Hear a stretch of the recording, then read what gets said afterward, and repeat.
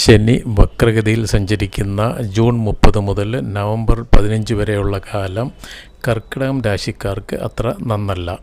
അഷ്ടമശനി കാലം കൂടെ ആകയാൽ ധനക്ലേശം ഉണ്ടാകാം. പലയിടത്തും പരാജയങ്ങളോ തടസ്സങ്ങളോ ഒക്കെ സംഭവിക്കുന്നതിന് സാധ്യതയുണ്ട്. അതുപോലെ പുതിയ കാര്യങ്ങൾ തുടങ്ങുന്നതിന് പറ്റിയ സമയം അല്ല.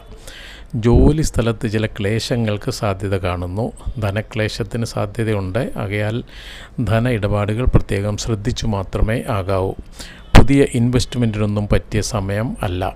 എന്നാൽ നിങ്ങളുടെ ജാതകത്തിൽ ഈ ശനി അനുകൂലനാണെങ്കിലോ വക്രഗതിയിലാണെങ്കിലോ ഒക്കെ ശനി ബലവാനാണെങ്കിൽ ഈ ക്ലേശങ്ങൾ ഒന്നും ഇത്രയും ഉണ്ടാകില്ല.